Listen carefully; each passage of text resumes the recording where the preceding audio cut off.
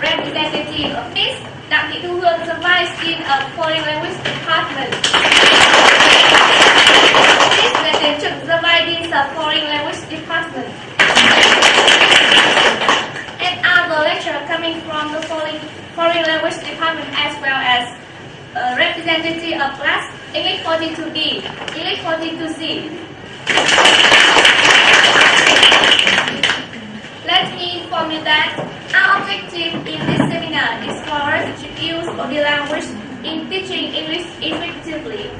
So to formally start our seminar today, may I call on Miss Dr. Tu Hương to give us the welcome address.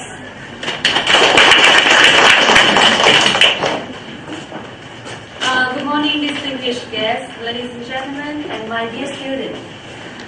Firstly, on behalf of the lecturer of English at the Foreign Language Department, Private University Education, I'm pleased to welcome all of you to the seminar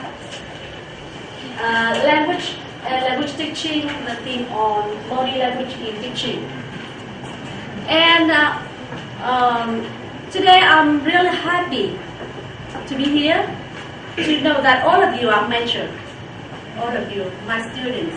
And I think this seminar is a very important and timely activity because this forum creates an opportunity for all of you, the final year students, to share experience, to learn more knowledge and information regarding current trends and practice in language teaching. And once again, warmly welcome all of you to the seminar, and thank you very much for joining the seminar today.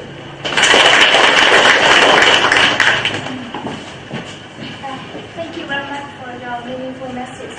And in order to not to waste your time, I will be pleased to give you the overall program today. As I told you before, our team today is using body language in teaching. So what is body language? Body language is non-verbal form of communication.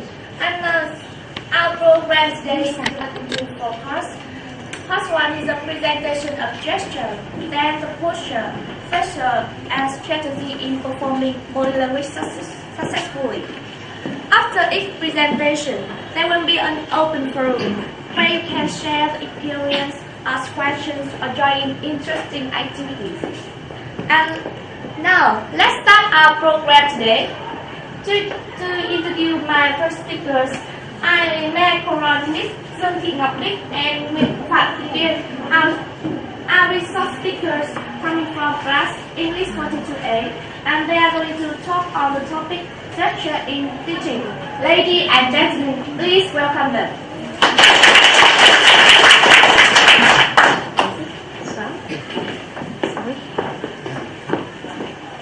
Good morning, ladies and gentlemen. It's my pleasure to stand here today. And before starting our presentation, I would like to show you a statement. Words represent your intellect, sound, gestures, and movement represent your feelings. This is a famous statement of classic script, who is a well-known linguist in language learning. And from this statement, it can be indicated that beside words, sound, gesture, and movement, or we can say body language, are very important in communication, especially in teaching. So today, I'd like to share some information to you about one of the categories of body language, that is gesture in teaching. Our presentation today are divided into 2 parts. Firstly, the introduction, the second part is implementation using gesture in teaching, and the third part is significance of using gesture in teaching. Let's get started with the first part, the introduction. We have heard that body language is especially gesture are important in teaching in communication. So what is gesture? Gesture is a form of non-verbal communication in which the meaning is conveyed by using parts of body. Such means we use our body part to express our idea, our emotion, and our feeling. For example, we use our hands, our legs, our head, our shoulder to express our ideas and feelings. Or you can see in this picture, the man used his hand gesture to express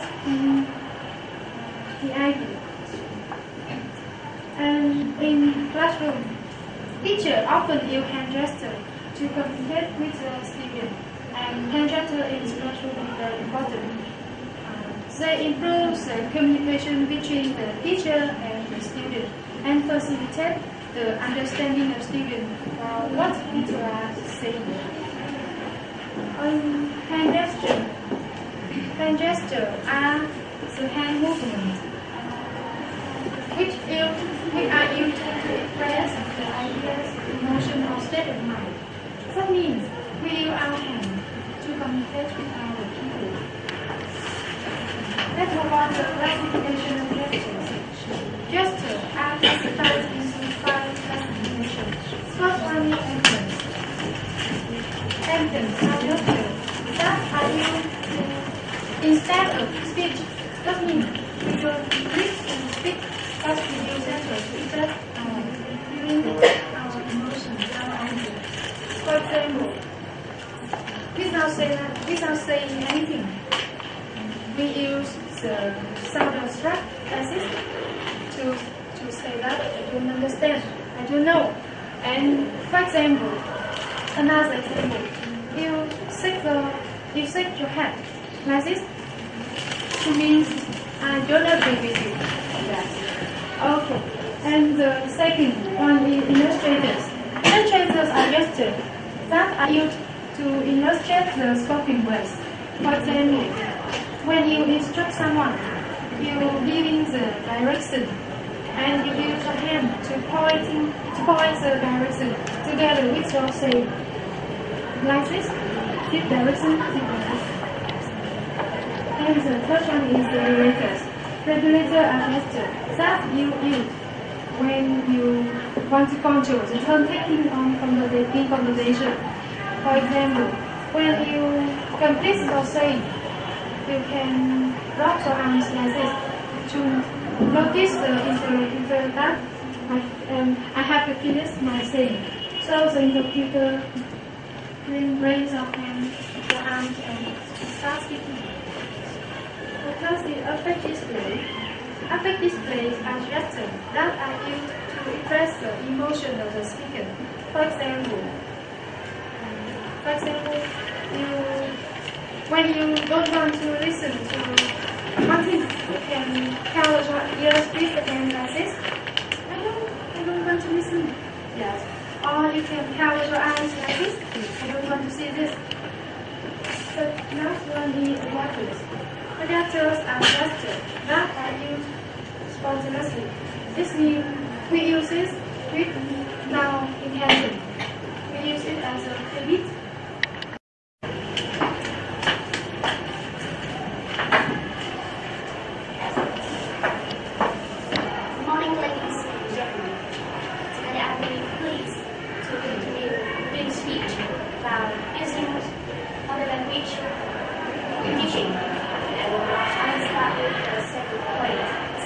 Gesture in classroom is a means of gesture can bring confusion or can make a negative effect in teaching in the classroom.